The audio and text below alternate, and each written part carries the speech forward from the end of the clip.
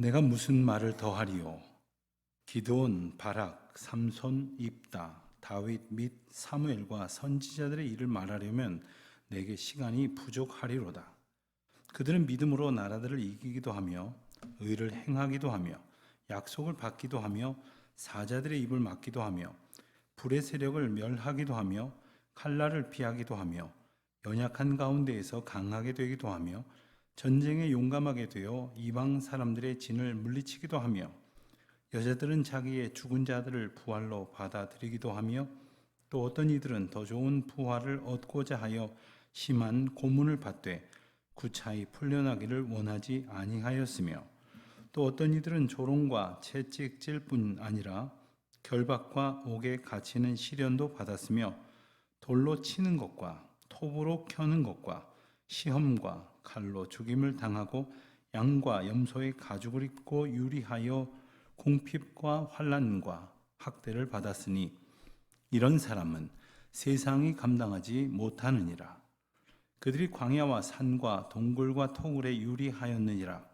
이 사람들은 다 믿음으로 말미암아 증거를 받았으나 약속된 것을 받지 못하였으니 이는 하나님이 우리를 위하여 더 좋은 것을 예비하셨은즉 우리가 아니면 그들로 온전함을 이루지 못하게 하려 하심이라.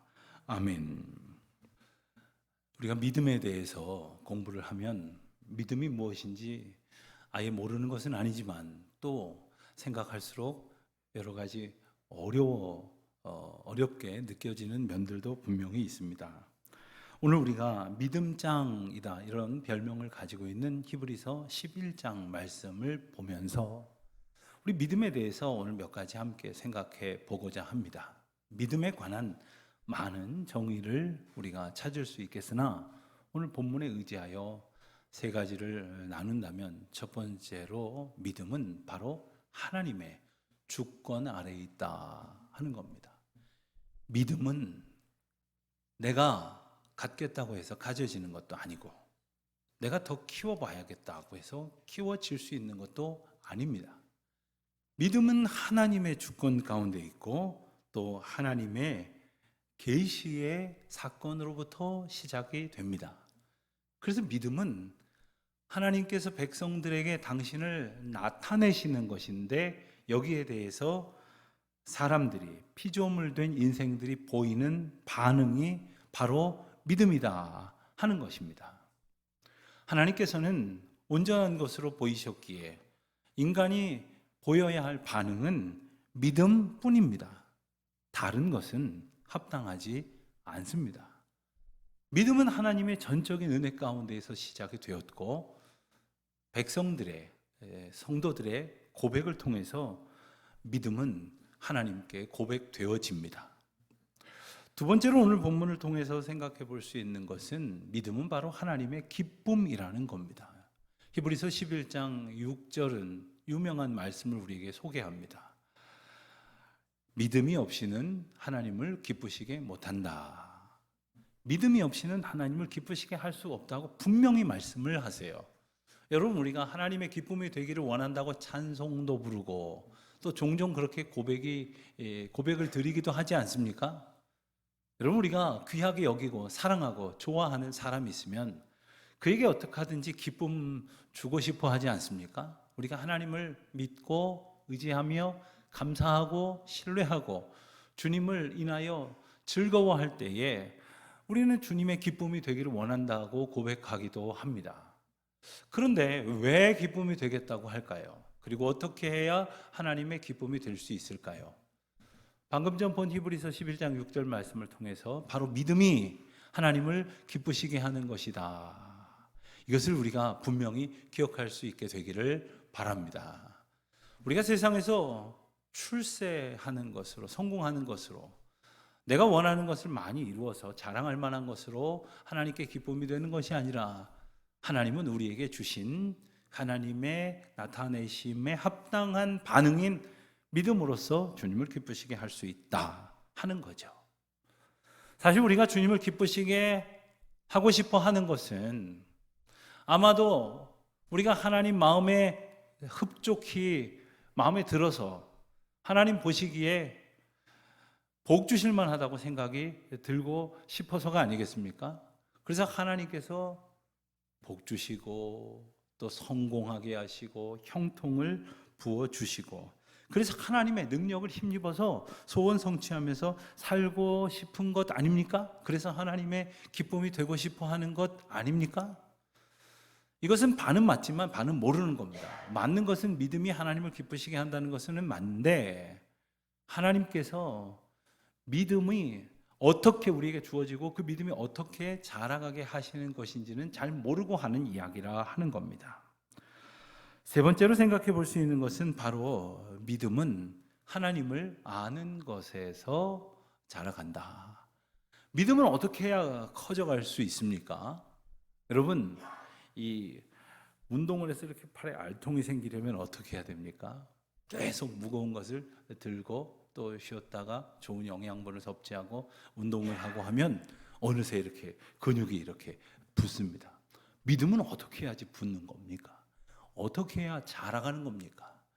좀 든든한 믿음 갖고 싶지 않으십니까? 믿음이 풍성하여졌다, 이런 말 듣고 싶지 않으십니까?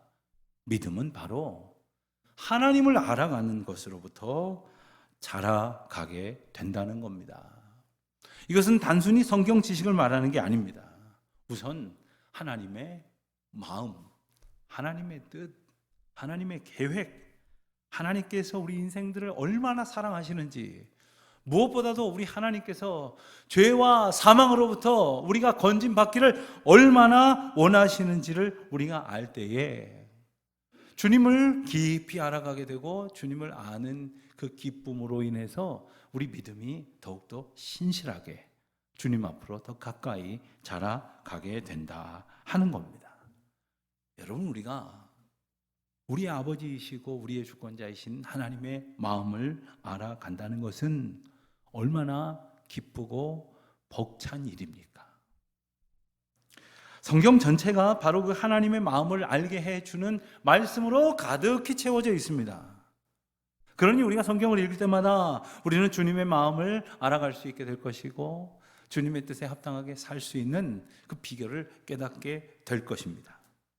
그러므로 우리가 믿음의 사람으로 더욱 온전히 서게 될 것입니다. 오늘 우리가 함께 읽은 히브리서 11장, 이 믿음에 관한 주옥 같은 말씀이 담겨져 있는 이 구절도 바로 믿음의 주권자이신 하나님의 인도하심 속에서 우리가 어떤 믿음을 가지고 그 믿음을 가진 자가 어떻게 살아가야 하는지에 대해서 일러주시는 말씀으로 가득히 채워져 있습니다. 특별히 11장 말씀에서 우리가 특징적으로 볼 수 있는 것은 여러 구약의 인물들이 등장한다는 겁니다. 그리고 그 등장인물들의 역할은 뭐냐면 바로 예시가 되는 것입니다. 하나님은 우리에게 믿음을 알려주시고 그 믿음대로 살아서 하나님의 복을 얻은 자들을 소개를 합니다. 그래서 아벨과 가인의 제사 이야기를 필두로 해서 왜 가인의 제사는 하나님께 연락되지 못했고 아벨의 제사는 하나님께 연락이 됐는지, 아벨이 어떤 믿음을 가졌기 때문인지를 알려주시는 말씀을 시작으로 해서 에녹, 그리고 노아, 그리고 아브라함과 사라, 그리고 아브라함의 아들 야곱과 그의 아들 이삭과 그의 아들 요셉과 그의 여러 아들들, 그렇게 이제 애굽 땅에 살던 이스라엘 백성들을 이끌어내도록 하나님께서 불러 세우신 모세의 이야기에 이르기까지 하나님은 하나님의 사람들을 모범으로 보여주셔서 이렇게 살아가는 것이 믿음이란다, 이렇게 우리에게 일러주시는 것이죠. 성경을 통해서 하나님이 보여주시는 이 예시를 잘 살펴가면 우리도 믿음이 뭔지, 그리고 어떻게 살아가는 것이 믿음인 것인지를 분명히 알게 될 것입니다. 그런데 문제는 우리가 성경에 나오는 이런 유명한 사람들, 그들의 업적들을 보면서 어떻게 생각을 하게 될까요? 혹 우리 가운데 어떤 분들은 인물들을 보면서 나도 이런 사람처럼 돼야겠다, 믿음으로 이렇게 살아서 성경에 나올 만한 그런 칭찬을 받는 사람이 되면 좋겠다, 나도 남들이 다 알아줄 만한 그런 업적을 남기고 말 거야, 이런 생각을 하게 되시는 분들이 있습니까? 오늘 본문을 비롯해서 11장에 나오는 여러 인물들을 보면 나도 분발해서 이 사람들처럼 믿음을 갖고 이 사람들처럼 믿음의 결심을 내는 인생이 돼야겠다는 생각을 하기 쉽지만 실상은 도대체 어떻게 이러한 믿음의 결실들이 맺어질 수 있었는지를 우리가 깊이 생각해 보지 않으면 본문을 오해하는 것은 물론이고 믿음 자체에 대해서도 오해하게 될 수도 있다는 겁니다. 더군다나 오늘 본문의 목적이 이 주인공들을 높이 칭찬하고 그들의 믿음을 칭송하는 것일까? 라는 의문을 먼저 가져본다면 본문을 채 살펴보지도 않았지만 왠지 누군가 사람을 높이려고 하는 것이 우리 주님이 일러주시는 메시지가 아닐 듯해 보이는 생각을 우리는 먼저 당연히 갖게 되는 것입니다. 그렇습니다. 그들이 믿음의 결실로 여러 가지 모습들을 오늘 본문을 통해서 보여주고 있습니다만은, 그리고 그것은 그들이 보통 사람들이 보여줄 수 없는 대단히 어려운 환경 속에서의 믿음의 행동이었지만, 정확히 말하자면 이 일들은 그들이 자기의 인격이나 자기의 정신력이나 자기의 신념으로 할 수 있었던 일이 아니라 그들이 가지고 있었던, 즉 더 정확히 말하자면 하나님이 그들에게 부어주셨던 믿음이 하게 했던 일이다 라는 것입니다. 물론 우리는 누가 일을 하는 거지 믿음이 일을 했다는 말이 익숙하지 않을 것입니다. 그렇다면 믿음이 일을 했다는 이야기는 우리 안에 담겨져 있는 그 믿음을 주장하시는 분이 그와 같은 놀라운 역사를 이루셨다는 것 아닙니까? 비록 믿음이 저와 여러분 마음가짐 안에 있지만 이 믿음을 다스리시는 분은 하나님이십니다. 그렇기 때문에 믿음을 지금 내 안에 품게 하셨다고 이 믿음의 열매가 나의 능력으로 인하여, 나의 힘으로 인하여 구현된 것이 아니라 이 믿음의 주인이신 하나님께서 나를 통하여 믿음으로 일하셨다는 것을 우리에게 알려주시는 것입니다. 무엇보다도 나 자신에게 이것을 일깨워 주시는 것입니다. 오늘 본문에 등장하는 한 사람 한 사람의 그 개인의 삶의 구체적인 그러한 결실들 뿐만 아니라 믿음으로 살아가는 많은 사람들에게 나타나는 믿음의 결실들을 33절 이하에서는 참으로 극적인 표현들을 담아서 이렇게 표현을 합니다. 그들은 믿음의 사람들이죠. 믿음으로 나라들을 이기기도 하며 의를 행하기도 하며 약속을 받기도 하며 사자들의 입을 막기도 하며 불의 세력을 멸하기도 하며 칼날을 피하기도 하며 연약한 가운데 강하게 되기도 하며 전쟁에 나아가 상대방을 물리치기도 하며. 여러분, 여기까지만 들어도 당연한 듯한 이야기가 이어지는 것 같지만 어느 한 가지도 결코 간단한 일이 아니었습니다. 이렇게 나섰다가는 목숨을 부지하기 어려운 위기의 상황 속에서 이들이 견딜 수 있었던 것을 믿음으로 인한 것이다 라고 설명을 합니다. 그들이 믿음을 가지고 이겨냈다라고 성경은 표현하지 않고 그들 가운데에 담겨진 믿음이 이와 같은 역사를 이루었다. 즉 믿음을 주신 하나님께서 우리에게 그와 같은 은혜의 일들을 보이셨다고 말하는 것입니다. 물론 오늘 본문에 등장하는 등장인물들을 폄하할 의도는 없습니다. 제가 이렇게 말씀을 드렸다고 목사님 오늘 성경에 나오는 인물들을 시기하십니까? 이 사람을 좀 칭찬하시는 것 같은데 그냥 두시지 이 사람들이 한 일이 아니라고 굳이 꼭 짚어서 이야기하시는 이유가 뭡니까? 이런 생각을 가지실지도 모르겠습니다.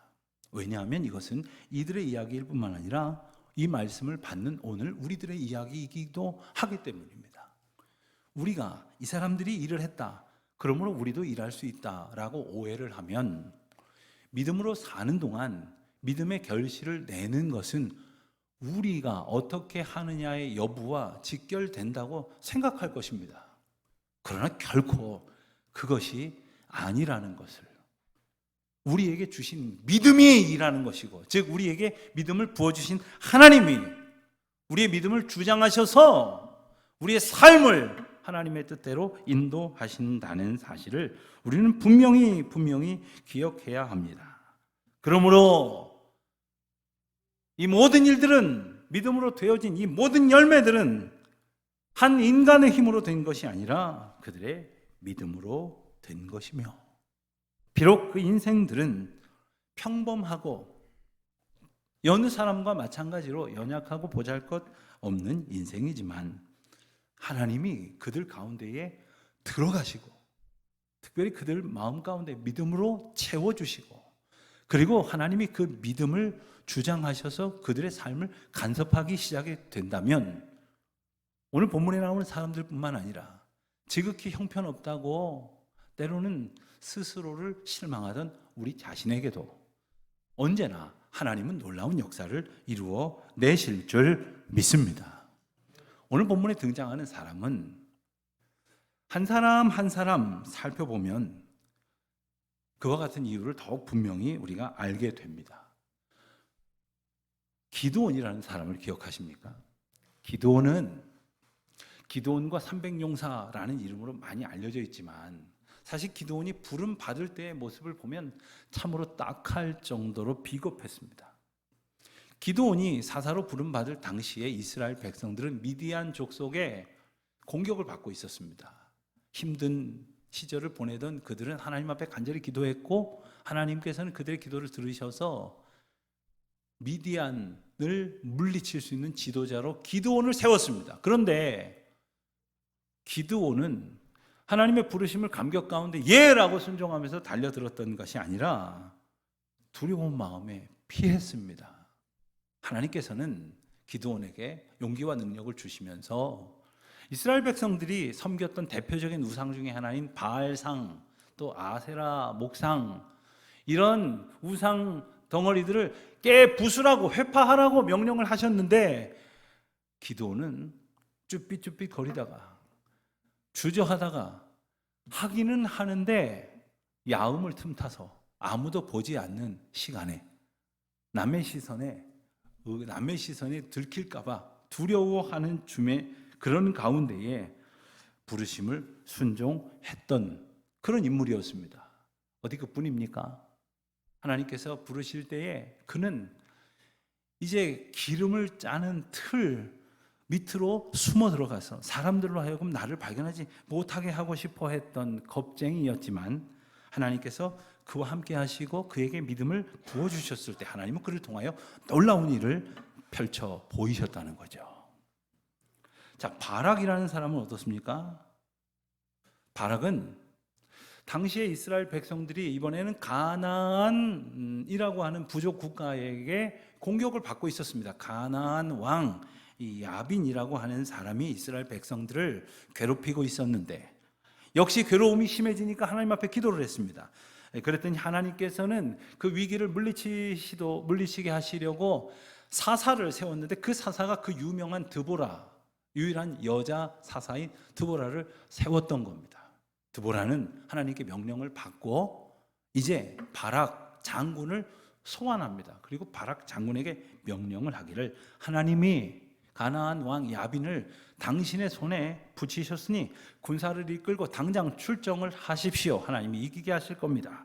라고 하나님의 명령을 전했어요. 이것은 드보라의 명령이 아니라 하나님의 명령을 전한 거예요. 그런데 이 말을 들은 바락은 어떻게 했습니까? 사사기 4장 8절 말씀을 보면 바락이 드보라에게 이렇게 대답을 했습니다. 표준 세번역으로 읽어보겠습니다. 그대는 드보라죠. 나와 함께 가면 나도 가겠지만 그대가 나와 함께 가지 않으면 나도 가지 않겠소. 장군이 돼가지고 자기에게는 병력도 충분히 거닐고 있었는데 여사사 앞에서 같이 갑시다. 같이 가면 내가 가고. 이러한 연약한 모습을 보였던 사람이 바로 바락이었습니다. 그러나 역시 하나님께서 그와 함께 하셨을 때에 그는 두려움과 의심, 염려 다 물리치고, 그리고 하나님께서 주신 믿음의 용기를 가지고 담대히 나아갈 수 있었고, 그에게 믿음을 부어주신 주님께서 그에게 능력도 겸하여 부어주셔서 그 모든 대적들을 물리칠 수 있었던 것입니다. 또 누가 등장을 합니까? 32절에 보면 삼손이라는 사사가 또 등장을 합니다. 기드온, 바락, 삼손, 입다 모두 사사입니다. 그런데 이 삼손은 사실 우리가 알기는 제일 유명한 사람이죠. 힘이 센 사람. 그래서 지금도 튼튼한 가방 브랜드가 삼소나이트 아닙니까? 그런데 이 삼손 하면 튼튼한 가방 정도가 기억이 나고 기운이 셌던 사람으로 기억이 나지, 특별히 하나님의 영광을 돌릴 만한 일을 그가 무슨 일을 했었을까 갸우뚱하게 됩니다. 그는 여자에게 정신이 팔려가지고 하나님께서 조용히 비밀로 간직하라고 했던 자기 힘의 근원이 머리카락에 있다는 사실을 발설했어요. 그리고 이것은 블레셋 병사들의 귀에 들어갔고, 그리고 잠든 사이에 삼손에게 온 블레셋 병사는 머리카락을 다 잘라버렸습니다. 힘을 잃게 된 삼손은 붙들려가지고 그만 눈알이 뽑히고, 그리고 조롱거리로 전락하게 되지 않았습니까?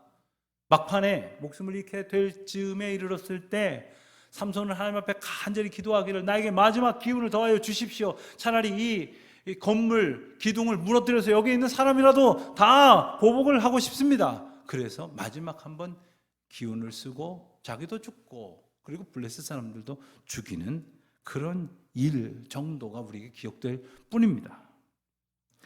아무리 봐도 하나님을 위해 근사하게 충성한 인물로 보기는 영 어색합니다.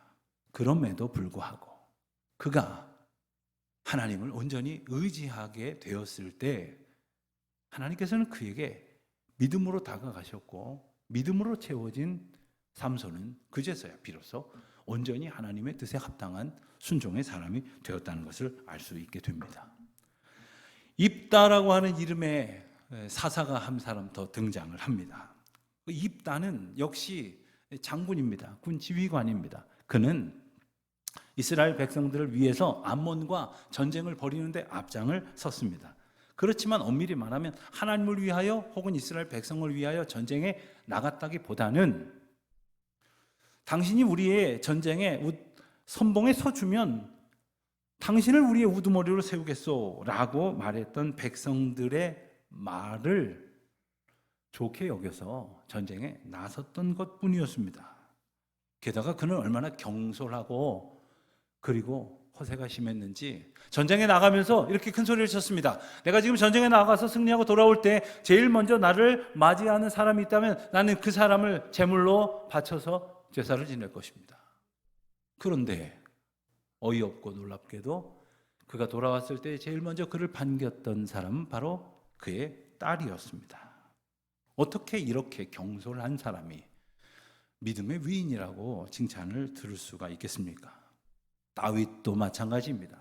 성경 전체에 걸쳐서 가장 위대한 인물이라고 우리가 많은 사람들이 꼽지만 가장 많은 결함을 가지고 있었던 사람이기도 했습니다.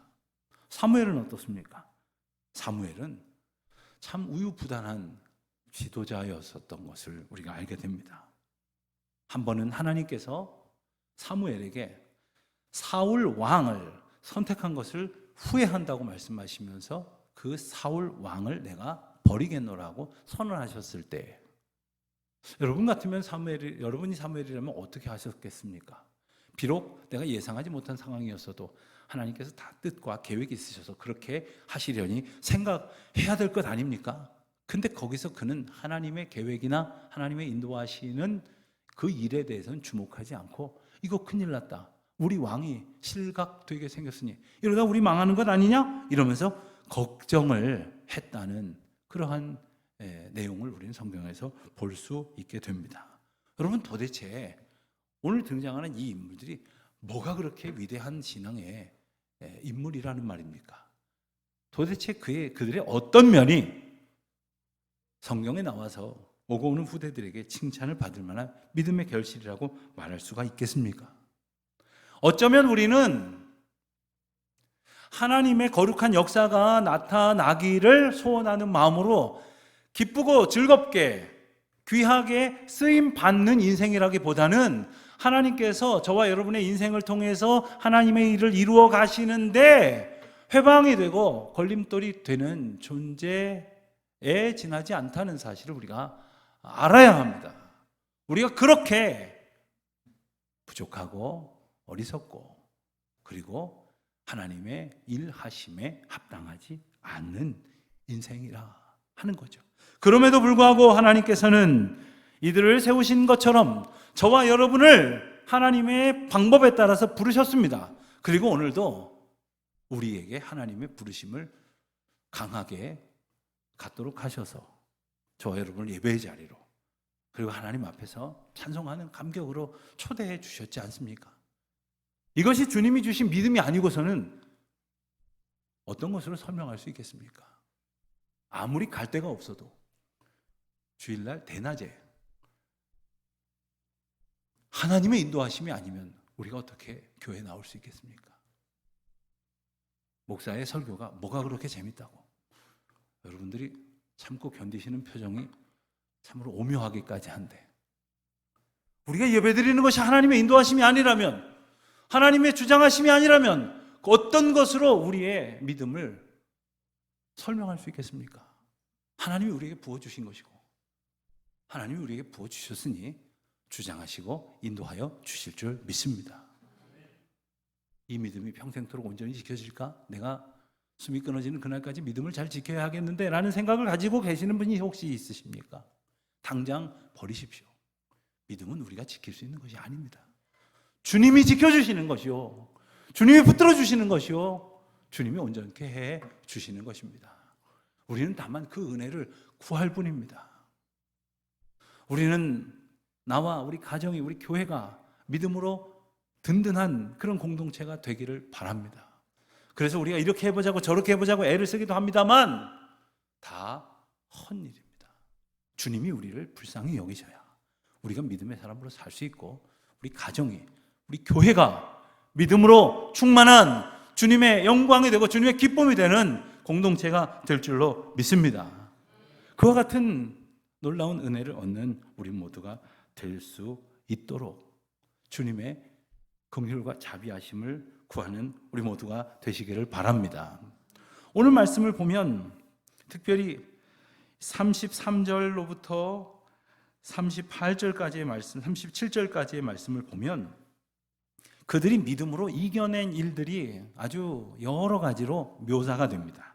그런데 이것들은 하나같이 끔찍하고 그리고 놀라울 만큼 대단한 일이었습니다. 몇 가지를 보도록 하겠습니다. 33절부터 봅니다. 그들은 믿음으로 나라들을 이기기도 하며 의를 행하기도 하며 약속을 받기도 하며 사자들의 입을 막기도 하며 불의 세력을 멸하기도 하며 칼날을 피하기도 하며 연약한 중에 강하게 되기도 하며 전쟁에서 진을 물리치기도 하며 죽은 자들을 부활로 받아들이기도 하며 더 좋은 부활을 얻고자 심한 고문을 받되 구차히 풀려나기를 원하지 아니하였으며 조롱과 채찍질과 결박과 옥에 갇히는 시련을 받았으며 돌로 치는 것과 톱으로 켜는 것과 시험과 칼로 죽임을 당하고 유리하며 궁핍과 환난과 학대를 받았다고 했습니다. 그런데 이러한 어려운 상황이 나열되는 것 속에서 우리가 놓쳐서는 안 될 조건이 하나 있습니다. 이것을 겪었는데 다 견뎌냈다는 이야기이고 그리고 다 견뎌낼 수 있도록 주님이 우리에게 믿음을 주셨다라는 말씀이에요. 여러분 우리가 지나와서 잊어버렸지 지나온 어떤 순간에 우리 삶의 모습은 도저히 지나올 수 없었던 일이었기도 했습니다. 그러나 주님은 정말 놀라운 하나님의 권능과 은혜로 견뎌내게 하셨어요. 지나오게 하셨습니다. 다시 그런 일이 있으면 견딜 수 있을까? 자신이 없다. 할 만한 일들도 이겨내게 하셨을 뿐만 아니라 이후에 어떤 상황이 우리 앞에 닥쳐올지라도 주님은 우리에게 믿음을 부어주셨기 때문에 그 믿음을 통하여 하나님의 일을 이루어 가실 것이고 능히 이겨내게 하실 줄로 믿습니다. 바로 이런 사람들을 가리켜서 38절에서 뭐라고 표현했냐면 이런 사람은 세상이 감당하지 못하느니라고 했어요. 여기서 말하는 세상은 우리를 쓰러뜨리려고 하고 우리를 괴롭히려고 하는 사탄의 세력을 뜻하는 말입니다. 여러분, 사탄의 존재 이유는 여러분을 넘어뜨리는 거예요. 여러분을 꼬꾸라뜨려 가지고 성질 다 쏟고 믿음 다 쏟고 그리고 주님을 부인하고 하나님의 사랑으로 살던 여러분이 이 세상의 온갖 더러운 것들로 살아가는 것, 그게 여러분을 향한 사탄 마귀들의 간절한 소망이에요. 그런데 여러분, 우리로서는 그 사탄의 공격을 이겨낼 힘은 없지만 주님이 우리에게 주신 믿음을 감사함으로 그리고 그 믿음을 따라 살아가기로 소원하면서 그 인도하심만을 의지하며 나아갈 때에 우리는 어떤 사람이 되느냐? 세상이 감당할 수 없는, 사탄 마귀가 감당할 수 없는 그런 믿음의 사람이 되게 하신다는 겁니다. 할렐루야! 하나님께서 우리를 믿음의 사람으로 만드시는 순간 우리는 사탄 마귀가 감히 범접할 수 없는 믿음의 사람으로 살아가게 하신다는 것이죠. 사랑하는 성도 여러분, 때때로 우리에게 닥쳐오는 많은 고난이 있지만 주님이 주시는 믿음으로, 믿음을 통해서 일하시는 주님의 능력으로 능히 헤쳐나가는 저와 여러분이 되시기를 바랍니다. 오늘 말씀 마지막 두 절은 특별히 우리에게 주시는 사명을 일깨워 주시는 말씀이기도 합니다. 39절입니다. 이 사람들은 이 11장에 계속해서 등장한 구약의 위대한 믿음의 선인들을 말합니다.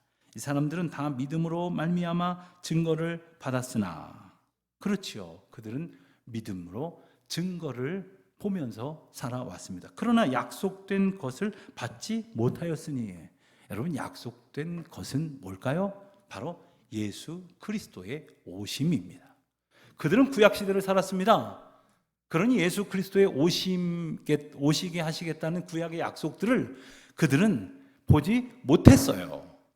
그런데 히브리서를 우리가 함께 보고 있지만 당시의 히브리서를 받아든 사람들은 어떤 시점에서 이 성경을 받아들었습니까? 예수님께서 오셨다가 십자가에 달려 돌아가시고 부활승천하신 뒤에 그 예수님에 대한 복음의 소식들이 널리 퍼졌을 때 그 예수님에 관한 소식을 들은 사람들, 바로 그들이 히브리서의 독자예요.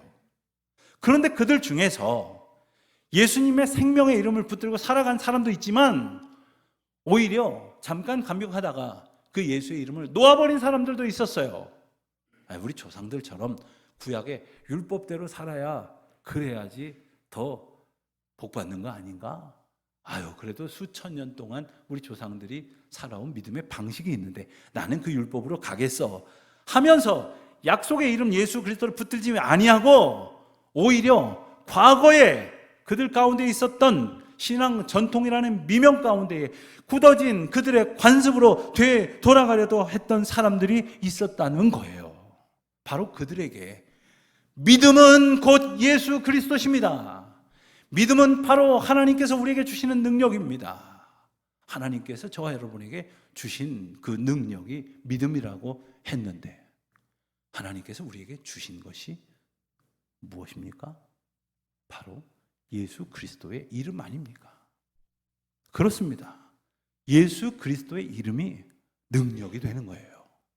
예수 그리스도 그 이름의 능력이 우리에게 소망이 되는 것입니다. 예수 그리스도 그 이름의 능력이 오늘을 살아갈 수 있는 이유가 되는 것입니다.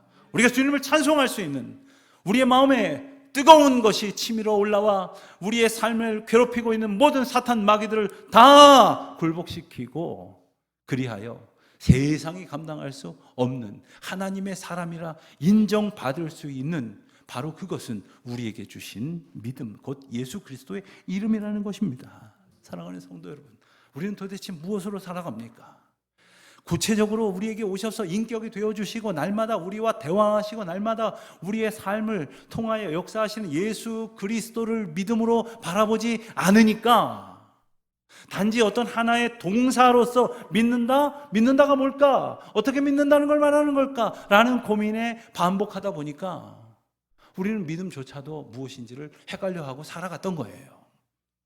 우리에게 믿음의 주인이신 분은 바로 우리에게 오신 예수 그리스도시고 하나님은 예수 그리스도를 우리에게 보내주심으로 그분이 우리의 삶을 구체적으로 이끄시는 것을 우리에게 일깨워 주시는 것입니다. 그러므로 이제 믿음으로 살아가십시다. 이 말은 곧 예수 그리스도로 살아가십시다 라는 말입니다. 믿음을 소망하십시다. 이 말은 곧 예수 그리스도를 소망하십시다 라는 말입니다. 믿음을 바라보십시오. 예수 그리스도를 바라보십시오 라는 말입니다. 믿음의 주요 온전케 하신 예수를 바라보는 저와 여러분의 삶이 이제로부터 영원토록 주께서 주장하시는 영광을 받으시는 삶이 될 줄로 믿습니다. 그 기쁨의 찬송을 부르시기를 소원합니다.